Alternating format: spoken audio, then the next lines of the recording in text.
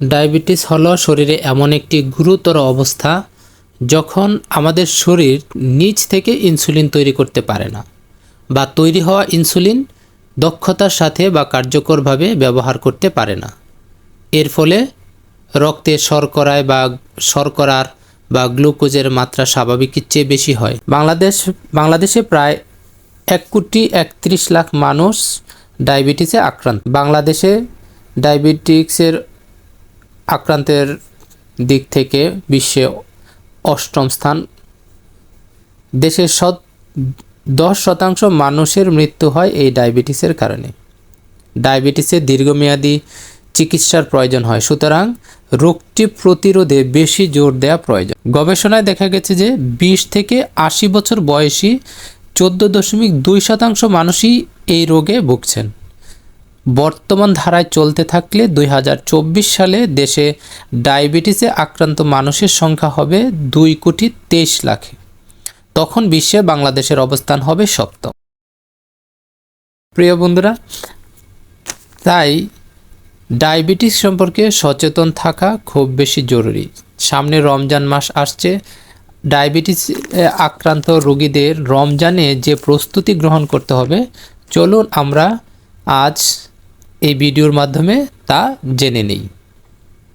একজন ডায়াবেটিসে আক্রান্ত ব্যক্তি রমজান মাস আসার পূর্বে যে সকল বিষয়গুলো সম্পর্কে সচেতন হওয়া দরকার, তার মধ্যে প্রথম হচ্ছে রমজান শুরু হওয়ার 4 থেকে 6 সপ্তাহ আগে চিকিৎসকের পরামর্শ নেওয়া এবং সে অনুসারে ইনসুলিন ও ওষুধের ডোজ ঠিক করেন। একজন ডায়াবেটিসে আক্রান্ত রোজাদার ব্যক্তি ইফতারে সরল শর্করা যেমন শরবত, জিলাপি ইত্যাদি এড়িয়ে চলতে হবে। পর্যাপ্ত পানি পান করা ও স্বাস্থ্যকর এবং সুষম খাবার গ্রহণ করা উচিত। ইফতার ও রাতের খাবারের পর হাঁটা উপযুক্ত, তবে তারাবি নামাজও হাঁটার বিকল্প হতে পারে। অন্তত প্রথম 3 দিন সকাল 10টা, বিকাল 5টা ও ইফতারের 2 ঘন্টা পর রক্তে গ্লুকোজের মাত্রা পরীক্ষা করা উচিত। যে কোনো সময় রক্তের শর্করার মাত্রা 3.9 মাইক্রোমোল পার লিটার এর কম বা 16.7 মাইক্রোমোল পার লিটারের বেশি হলে রোজা ভেঙে ফেলা দরকার। 3.9 এর নিচে গ্লুকোজের পরিমাণ নেমে আসলে ডায়াবেটিসে আক্রান্ত রোজাদার ব্যক্তি হাইপোগ্লাইসেমিয়া হয়ে অসুস্থ হয়ে পড়তে পারেন বা অনেক ক্ষেত্রে মৃত্যু বরণও করতে পারেন।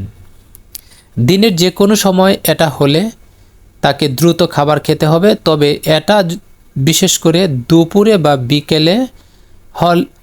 বিকেলে হলে তাহলে কোনো ঝুঁকি নেওয়া উচিত হবে না। আর যদি এটা ইফতারের আগে দেখা যায় 4.5 বা 5 আছে, তাহলে হয়তো তিনি আর কিছুটা অপেক্ষা করতে পারেন।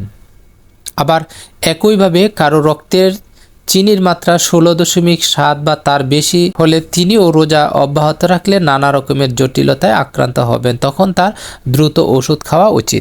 এরপর একজন ডায়াবেটিসে আক্রান্ত রোজাদার ব্যক্তির যে নিয়মটি অনুসরণ করা উচিত সেটা হচ্ছে ইফতারের সময় প্রথমে পানি পান করে ওষুধ বা ইনসুলিন নেওয়া দরকার, তারপর অন্যান্য খাবার গ্রহণ করা। প্রিয় বন্ধুরা, আমাদের দেশে প্রায় প্রতি 10 জনের 1 জনের ডায়াবেটিসে আক্রান্ত। তাই আসন্ন রমজান মাসকে সামনে রেখে আমাদের ডায়াবেটিস নিয়ন্ত্রণ রাখা উচিত। তাই সুস্থ থাকতে আমাদের এই বিষয়গুলো মেনে চলা অতীব জরুরি। ধন্যবাদ সকলকে এই ভিডিওটি এতক্ষণ ধৈর্য সহকারে দেখার জন্য। সবাই সুস্থ থাকুন, ভালো থাকুন, নিয়ম মেনে চলুন, ডায়াবেটিস প্রতিরোধ করুন। আল্লাহ হাফেজ।